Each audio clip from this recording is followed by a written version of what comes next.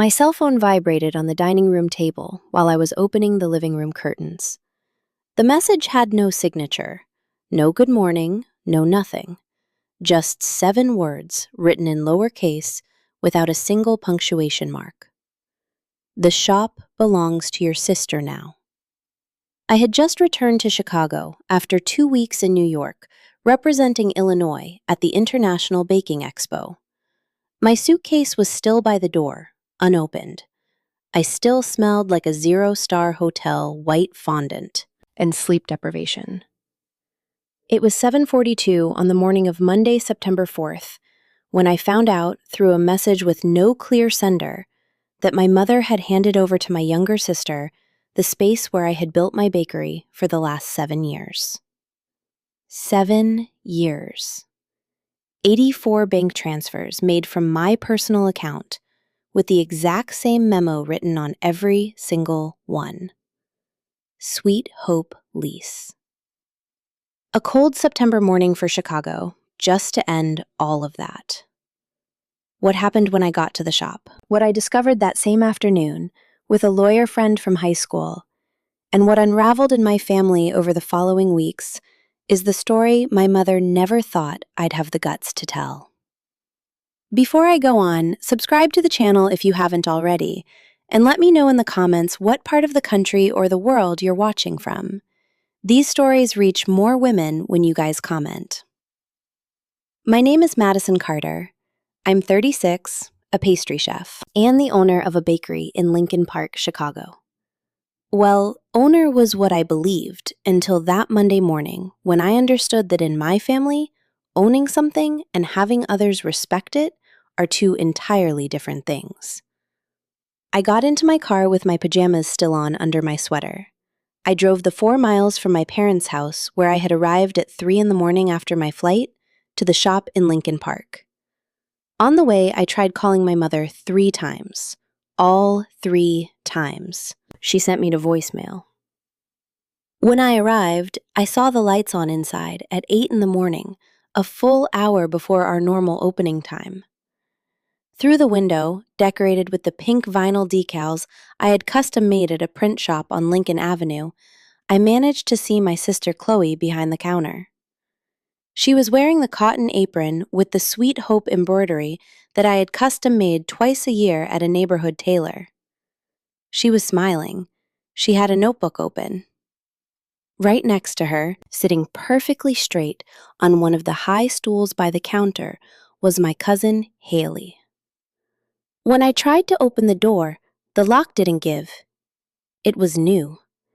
It shined darker than the old one, a copper tone I never would have picked. My key went in halfway and jammed right there, as if refusing to turn. I knocked on the glass with my knuckles. My sister looked up.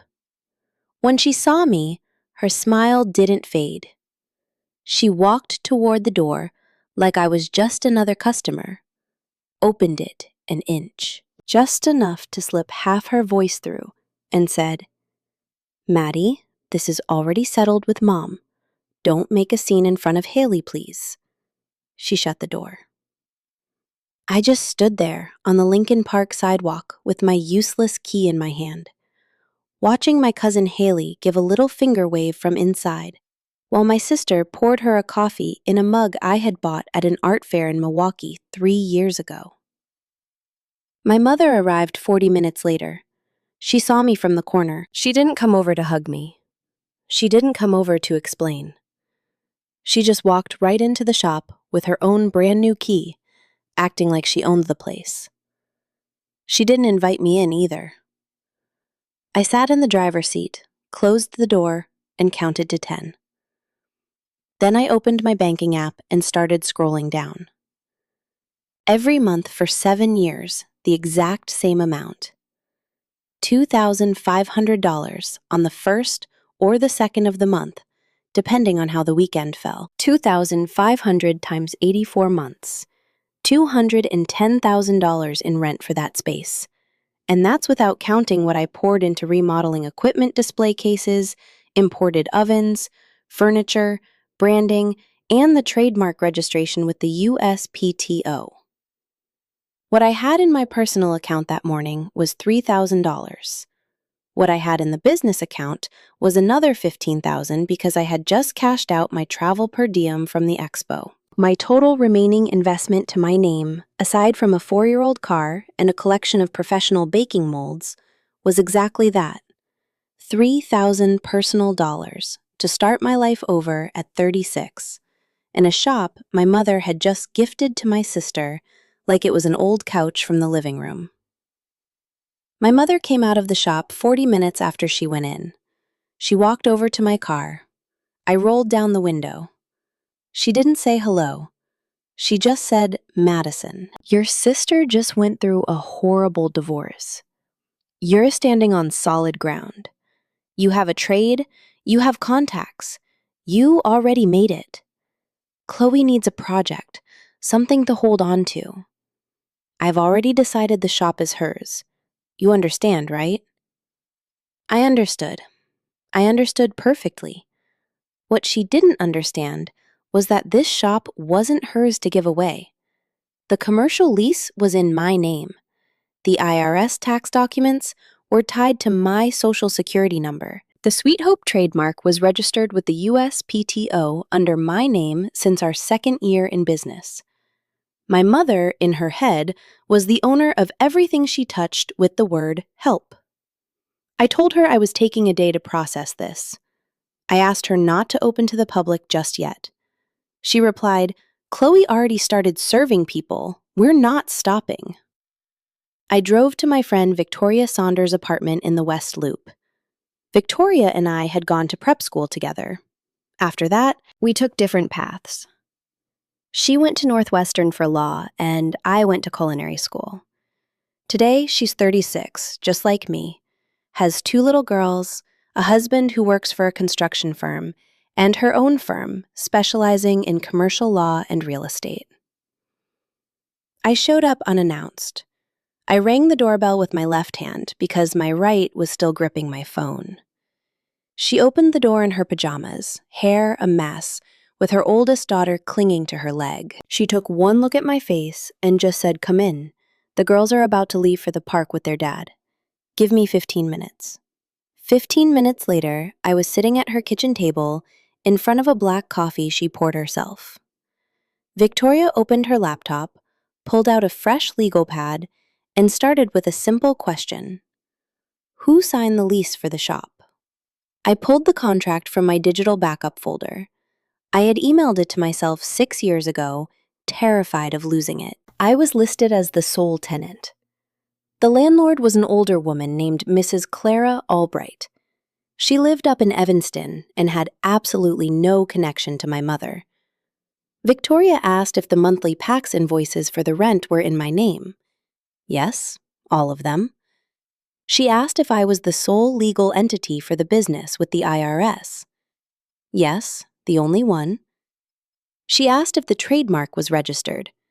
Yes, with the USPTO registration number and everything. She asked if my sister was registered as an employee or a partner.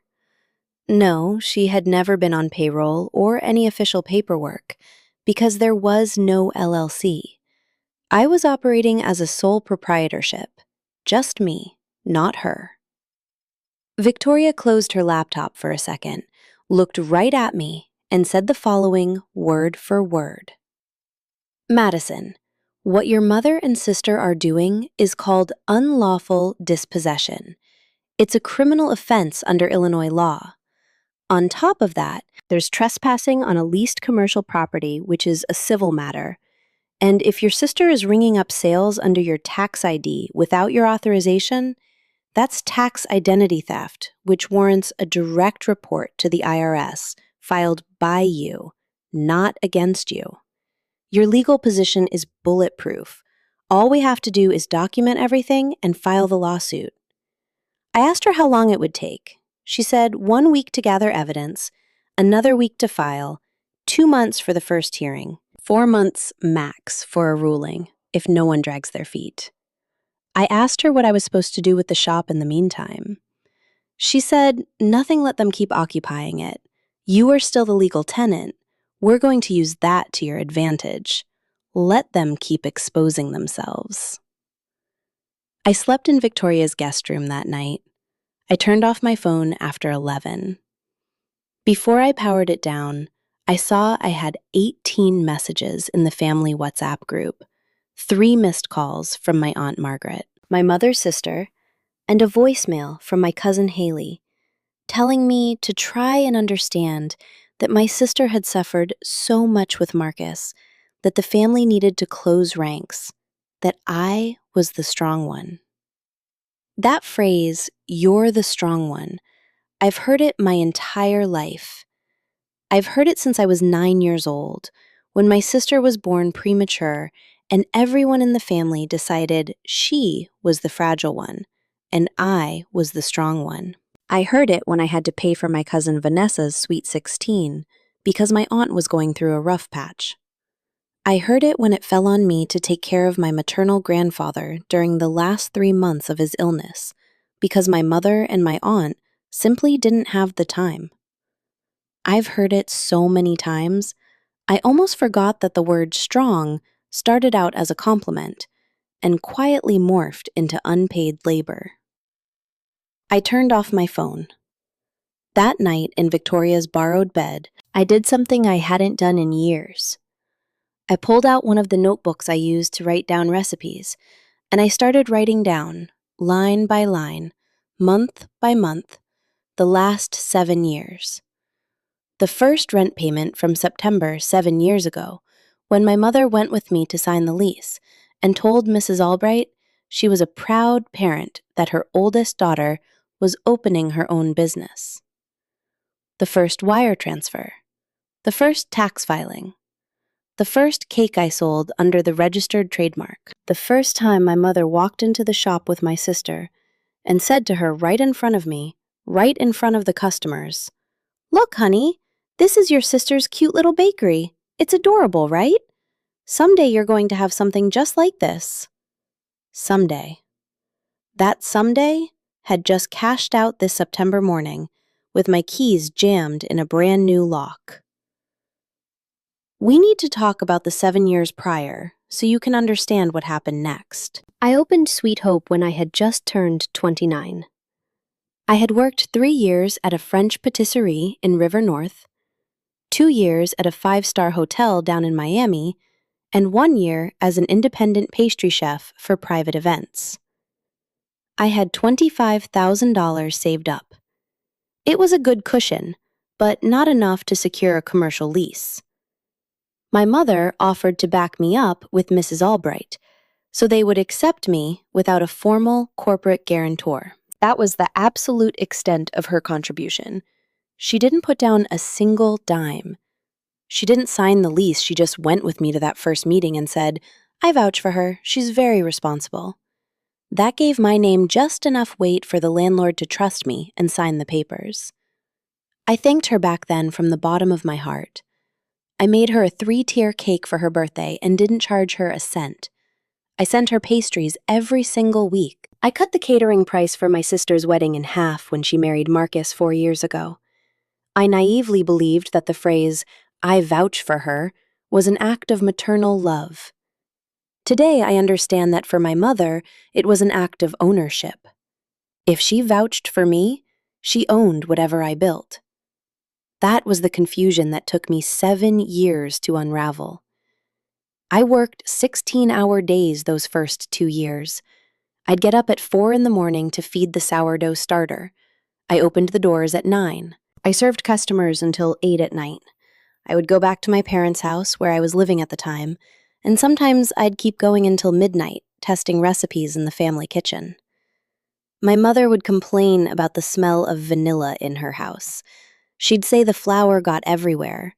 But then, when a neighbor would congratulate her on the bakery's social media posts, she'd say with absolute pride, "It's the family bakery." The family bakery. She said that phrase 1,000 times. I heard it, and I never corrected her. I thought it was just an affectionate way of making everyone feel included. I didn't realize it was an implicit declaration of property. A way of putting the universe on notice that anything of mine, belonged to everyone. By year 2, Sweet Hope was profitable. By year 4, I opened a tiny second location in Oak Park. By year 6, we were featured in a national culinary magazine and started booking corporate events and high-end weddings. My Instagram account crossed 50,000 followers. The trademark actually held value. I had built something.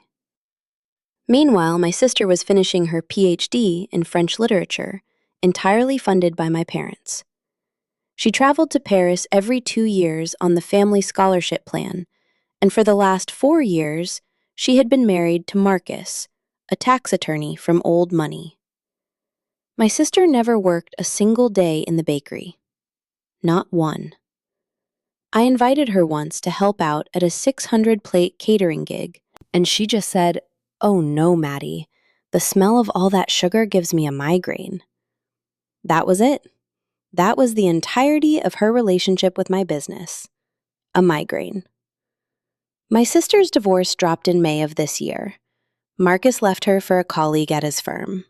It was loud, it was public, there were screaming matches in restaurants.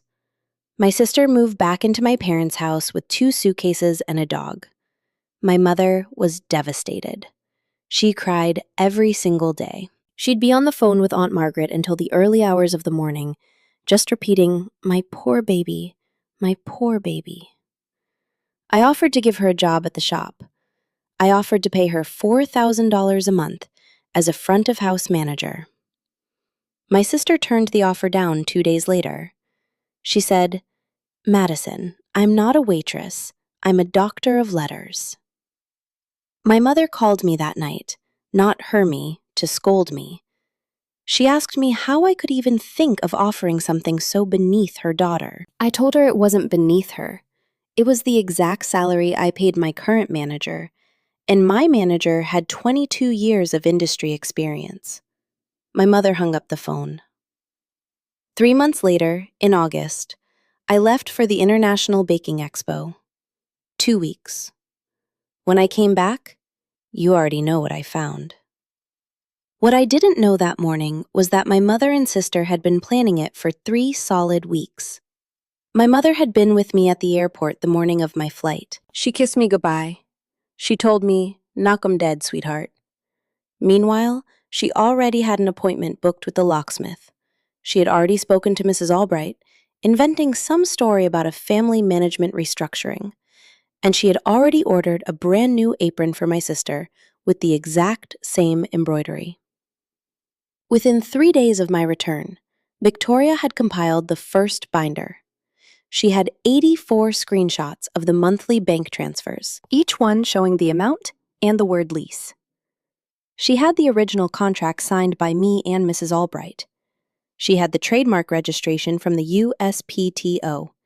She had the tax returns from the last 7 years, all filed under my Social Security number. She had the invoices for the ovens, the display cases, the walk-in coolers, all in my name.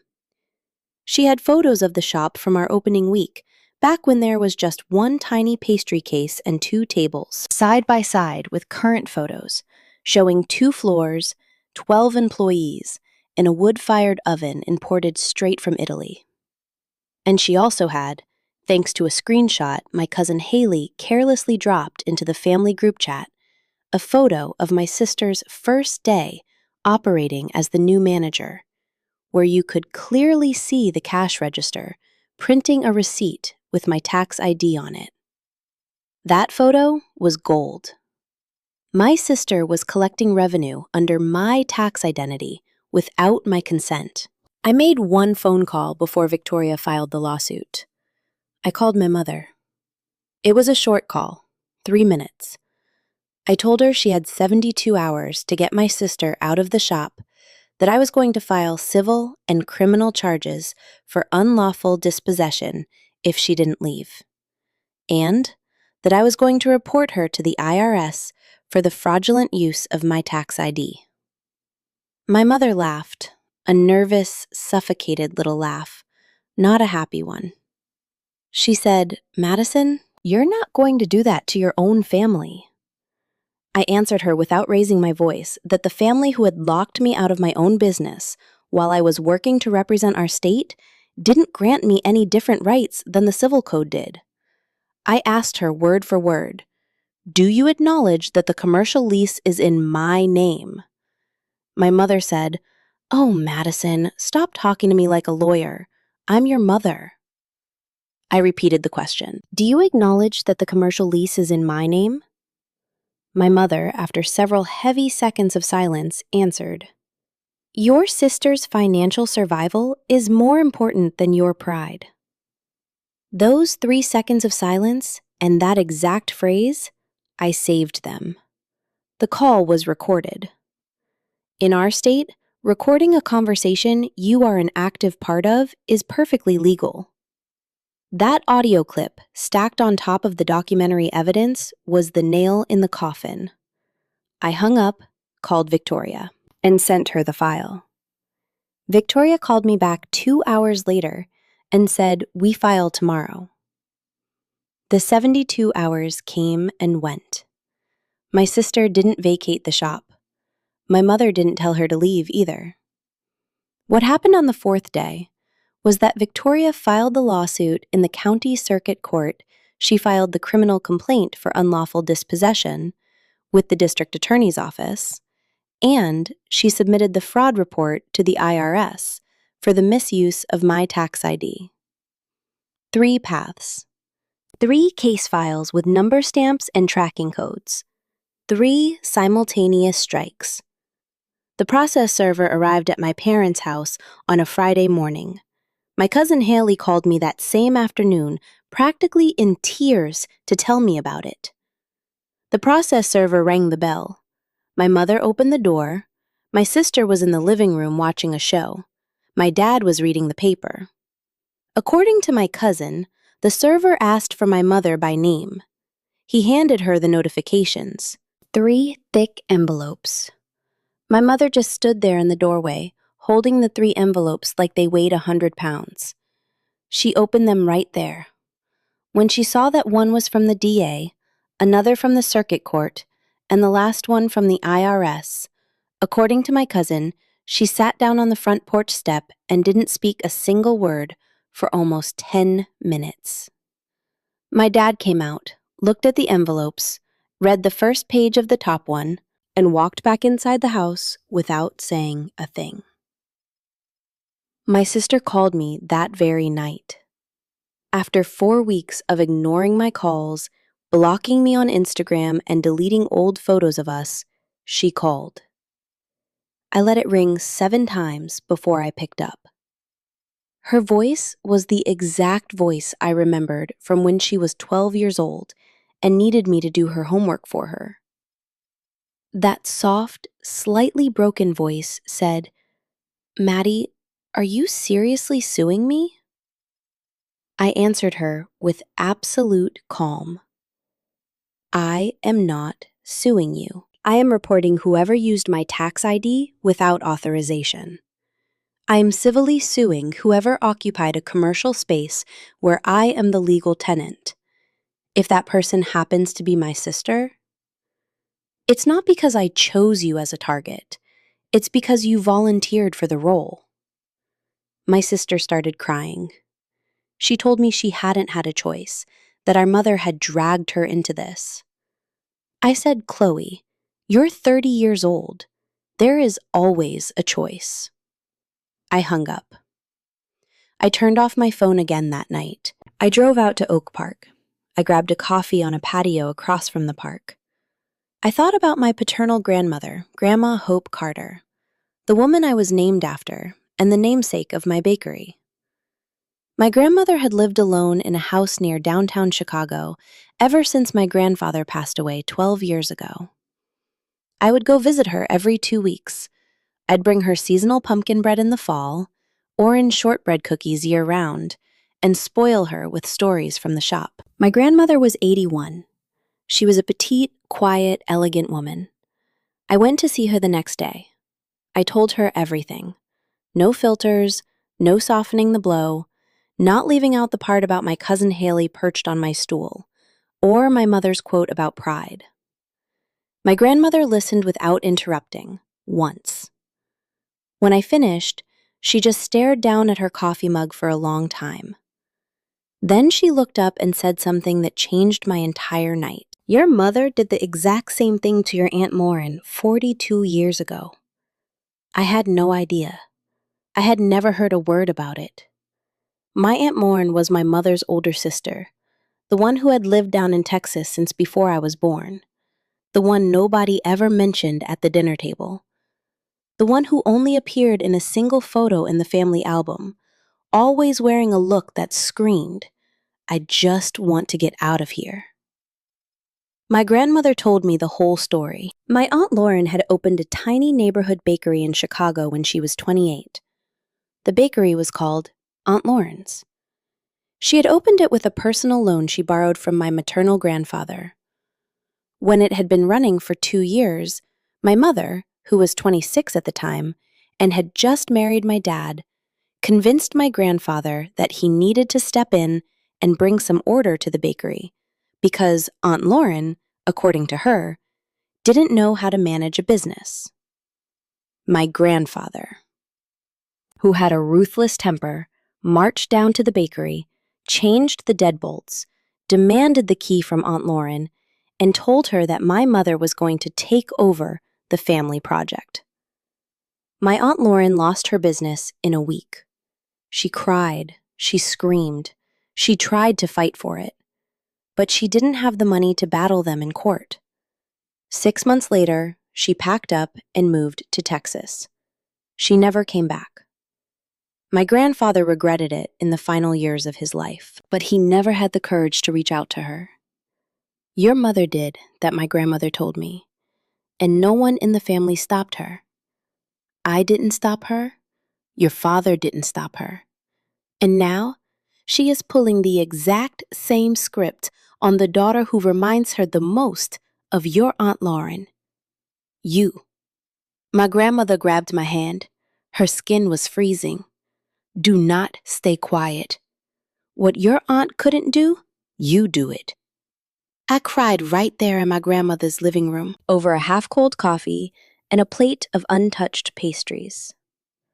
I cried for my Aunt Lauren, whom I never really knew. I cried for my mother, who never learned a damn thing. I cried for my sister, who was playing my mother's understudy without even realizing it. And I cried for myself, for the 7 years I spent running myself ragged from 5 in the morning to 11 at night, believing I was building a legacy for a family that was never going to acknowledge it as mine. The first hearing took place on a Tuesday morning, 47 days after we filed. I walked into the county circuit court downtown with Victoria. My mother showed up with a lawyer, a guy in his 60s with a graying mustache and a cheap gray suit, an old acquaintance from the firm where my ex-brother-in-law Marcus used to work. My sister didn't show up. Neither did my dad. The judge was a woman around 55, wearing reading glasses with the slow, deliberate voice of someone who has watched a lot of families shatter inside rooms exactly like this one. She asked for the case to be presented. Victoria laid it out. The commercial lease signed by me, 84 monthly wire transfers with the memo Lease IRS, tax filings linked to my social security number, the USPTO trademark registration in my name, the photograph of the printed receipt showing my sister using my tax ID without authorization, and the audio recording of my mother explicitly acknowledging the lease was in my name, yet still handing the space over to my sister. The judge turned to my mother's attorney and asked if he had a single piece of paper backing up the claim that my mother owned the commercial space. The lawyer cleared his throat and said it was a family arrangement, not a documentary one. The judge raised an eyebrow. She said, "Counselor, in this courtroom, we do not litigate feelings. We litigate facts." The judge picked up the printout of the receipt photo and read it out loud. Tax ID transaction number, date, total amount. Then she clicked on the audio file. She played it from her computer speakers, loud enough for the entire courtroom to hear. My mother's voice. That voice I had known since my first breath, echoing off the wood panels. Your sister's financial survival is more important than your pride. My mother stared a hole into the floor. Her lawyer just kept taking notes without looking up. The ruling came down 2 weeks later. The judge formally recognized the unlawful dispossession she ordered, the immediate restitution of the commercial space to me. She ordered financial compensation for lost profits calculated over 42 days of irregular operation. And she forwarded the criminal file straight to the district attorney with a recommendation to press charges for tax identity theft. My mother, without signing an LLC agreement, without being registered as a legal representative, without a single piece of paper bearing her name, lost at every single level. 3 days after the ruling, a crisp white envelope with the logo of the Internal Revenue Service arrived at my parents' house. My cousin Haley, who is apparently still my cousin despite everything, texted me a picture of the envelope. Not the contents, just the outside. My mother opened it at the kitchen table and read it 3 times. The letter served as official notice of an impending audit for the unauthorized use of a third party's tax ID, potential tax fraud, and failure to withhold payroll taxes for an undeclared worker. My mother was going to have to hire a forensic accountant, pay massive fines, and quite possibly pay the back taxes on all the revenue generated during the 4 weeks my sister ran the shop using my identity. I don't know the exact dollar amount. My cousin told me my mother didn't speak a word to anyone for 2 days. I got the shop back the following Monday. I showed up at 7 in the morning with a locksmith with Victoria, with 2 paralegals from her firm acting as witnesses, and with a certified copy of the court order. I swapped out that shiny copper deadbolt my sister had installed for a heavy, matte steel one. I told the locksmith to throw the copper one away. I didn't even want it as a souvenir. Inside, I found the shop completely intact. My equipment, my ovens, my pastry cases. I also found a cotton apron with the Sweet Hope embroidery hanging on the rack in the back. The exact apron my mother had custom ordered for my sister. I folded it up carefully and put it in a bag. Just this week, I gave it to a brand new employee, a young girl from the South Side who was just starting out as a prep cook. She didn't know the history. She just smiled and told me how beautiful it was. 3 months after the morning of the copper lock, I opened a small second location over in Wicker Park, 500 square feet, 1 pastry case, 2 tables, 1 oven. I paid the security deposit with the court-ordered compensation money. I funded the rest with a personal loan my local credit union approved in under 2 weeks. The second location is named Aunt Lauren's. My grandmother helped me pick out the name. I texted a picture of the storefront to Texas. My Aunt Lauren, who lives in Houston now, texted me back 3 weeks later. She sent me a recipe for shortbread cookies that belonged to her mother, my great-grandmother Pearl. It's the exact recipe we now sell as the house specialty at the new shop. She's actually flying up to Chicago this December. As she wrote in her text, God willing, and as long as the family stays out of it. My grandmother just smiled when I read her the message. My dad showed up one afternoon out of nowhere. He had a scruffy beard and a wrinkled shirt. He ordered a black coffee. I served it to him without making small talk. He sat at one of the patio tables outside the Lincoln Park shop for an hour.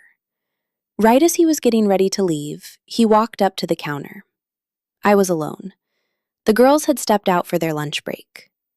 My dad looked right at me, skipping any kind of greeting, and said, I knew. I was standing right there when your mother called the locksmith. I didn't stop her, and I am going to carry that weight for whatever time I have left on this earth. I didn't answer him right away. I poured him another coffee. I sat down across from him.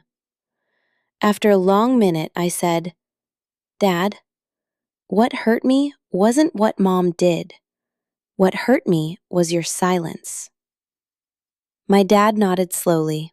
He said, "I know." He didn't explicitly ask for forgiveness with those exact words.